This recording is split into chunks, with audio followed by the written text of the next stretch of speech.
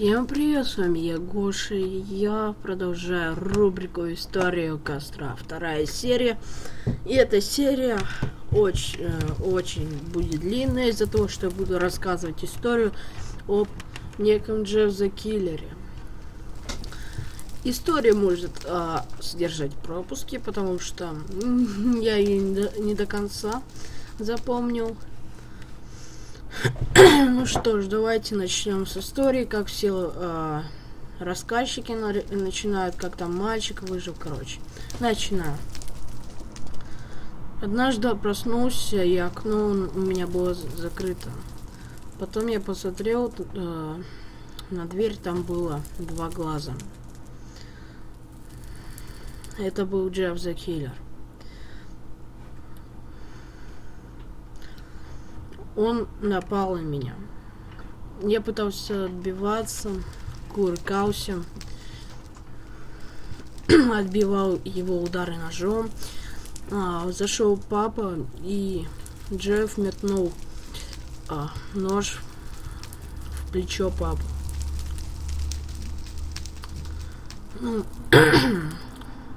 Джефф потом побежал из двери и выпрыгнул в окно. Я побежал, а там было разбито в окно.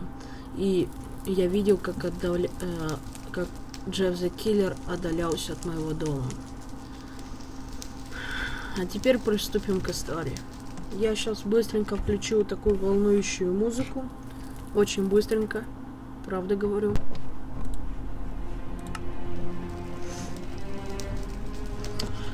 Лю с его братом Джеффом переехали в новый дом. Его отец получил повышение в должности, и они подумали, что могут позволить себе жить в более престижном районе, чем прежде.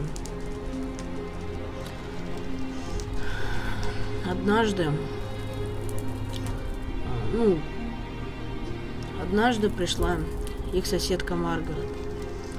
Она постучалась в дверь, и мама Джеффа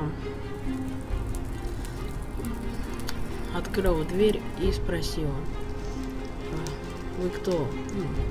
Если я не ошибаюсь». Она ответила: «Я Маргарет. Вы пойдете ко мне на вечеринку? Я живу неподалеку от вас». Мама Джеффа ответила: «Да, мы пойдем». Потом Джефф распаковал все свои вещи, сказал маме: «Зачем нам идти на эту дурацкую вечеринку?» Мама Джеффа ответила: «Мы только что переехали, нам нужны друзья, соседи». Джефф ничего с этим не мог поделать. Пора уже было в школу, и Джефф ждал автобус. Приехал автобус, и к нему,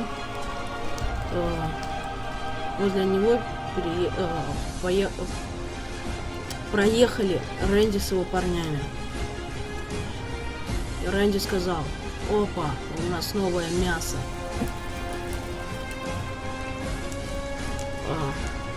За то, что едете на автобусе, вам придется заплатить. Рэнди подошел и взял кошелек у Лю. Джефф почувствовал странное чувство. Опять. Он сказал Рэнди: «А ну-ка верни мой кошелек брату, иначе...» Рэнди ему ответил: «Иначе». Положив кошелек брата Джеффа себе в карман, Джефф подошел и ударил его в нос. Один из них подошел и вынул нож. Он пытался ударить Джеффа, но у него это не получилось. Он сам получил удары от Джеффа ножом. Другой подбежал к нему. Третий пацан. Джефф нанес связку ударов ему в живот. Он встал на колени и ему чуть не вырвало.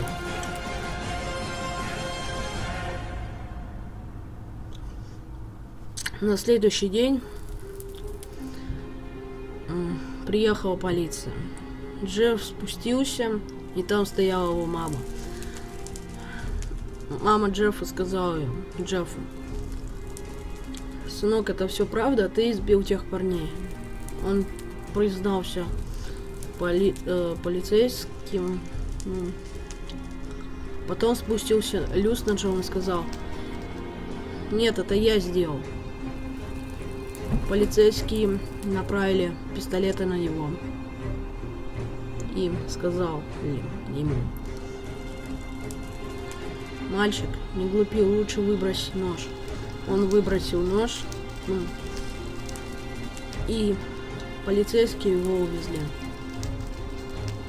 Я смотрел на дорогу. На следующее утро мама меня разбудила и сказала: сынок, пора уже. Ой, ошибочка. Сынок, ты знаешь, что сегодня за день? Джефф ответил ей: день как день. Мама Джеффа ему ответила: сегодня день вечеринки. Джефф ему ей ответил: мам, ну брось, ну зачем нам идти на эту вечеринку? Ну, мама заставила его одеться, он оделся. Он надел черные джинсы и белую толстовку, насколько мне известно. После этого они пошли. В доме никого не было. Маргарет сказала: если хочешь поиграть с детьми, выходи во двор. Он вышел во двор, и мальчик к нему подбежал, достал из кармана пистолет и сказал: будешь играть? А он сказал: не, я взрослый еще до таких игр.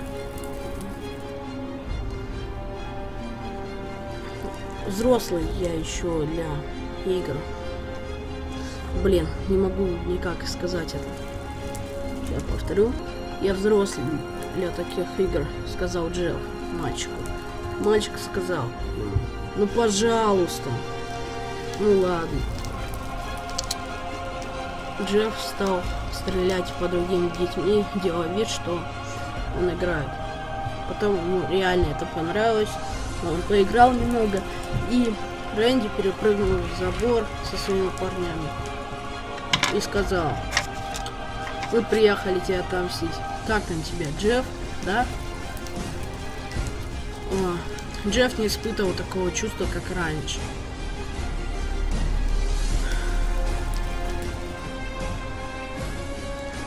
Рэнди к нему подошел и начал наносить удары.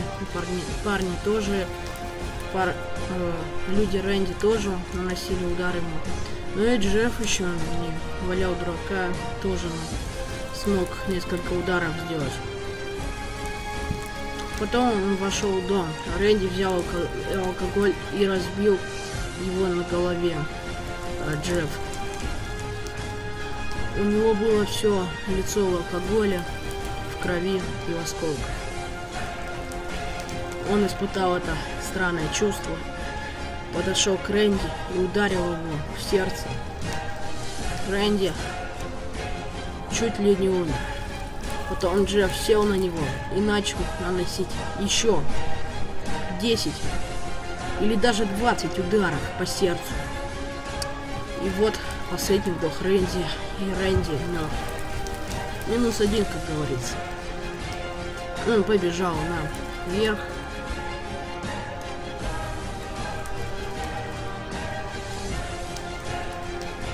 Дальше говорить-то нечего. Также убил он их. Потом последний пацан поджег ему лицо, и Джефф так громко закричал, оглушающе. Побежал на лестницу, упал с нее. И последнее все, что он видел, это маму с папой, которые пытались потушить огонь. Я очнулся в больнице. На мне были бинты, на лице, но также на всем теле. Я потом попытался встать, как вдруг я почувствовал какую-то трубочку. Она у меня упала, медсестра подбежала, воткнула трубочку и положила меня. Прошло 2 недели. Мне пора уже было Мне пора уже было снимать бинты. Лю освободили. Ну и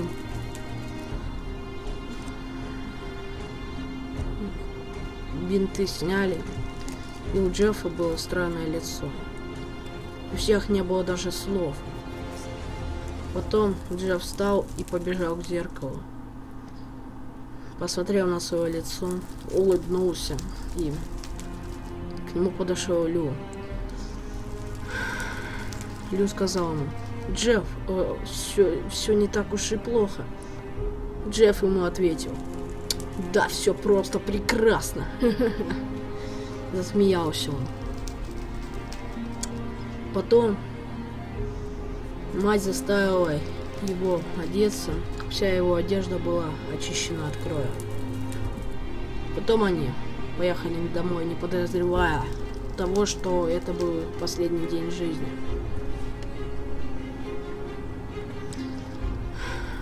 Его мама в тот же вечер проснулась из-за того, что... из-за детских плачей. Она вошла в ванну, и там был Джефф. Она включила свет и увидела, что у Джеффа какая-то улыбка слишком большая. Она сказала... Потом она начала отступать и сказала: «Джефф, что с тобой?» Джефф обернулся и сказал: «Мама, разве я не прекрасен? Я вырезал себе улыбку, потому что я уже устал улыбаться, и мне больно. Я вырезал себе веки, потому что я уже устал смотреть на свое лицо, и мне очень сильно хочется спать».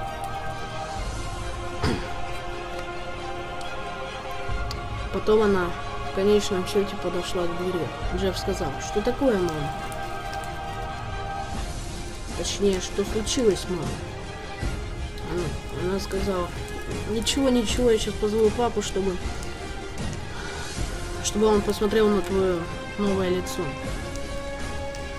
Она подбежала к отцу и сказала: «Доставай пистолет, быстрее!» Потом Джефф подошел к ней и сказал: «Мама, ты меня предала». И в тот же миг он потрошил их обоих.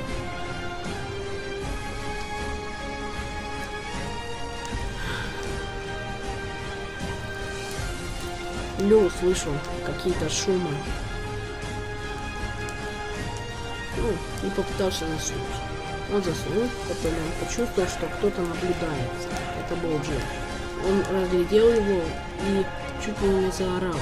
Джефф прикрыл его рот и сказал: «Go to sleep». Или перевод на русский: «Спи».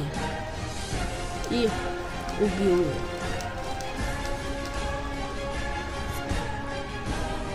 Вот такая вот на сегодня история. Очень страшная. Ну, не очень. Как бы... немного страшная. В следующей серии это будет история про Джен, убийцу. И со мной уже здесь я буду не один, а со своими друзьями. Буду тут сидеть, глядеть отсюда на костер. И мои друзья тоже. Я буду рассказывать историю. Ну, с вами был Гоша. Я уже поставил записывать. Ой, точно не записывать, а выкладывать серии. Серия получилась 14-минутная, уже 15-минутная. Ну, думаю, вам понравилось. Вы подпишитесь, оставите свои комментарии. Подождете новые видео. Видео выйдет через, не знаю, через минут 20, наверное, когда мои друзья зайдут в онлайн, с кем мне можно вот тут посидеть на диване и рассказать историю. Ну, если встретите Джеффа, тут же бегите. Он вас догонит. Всем удачи. Всем пока.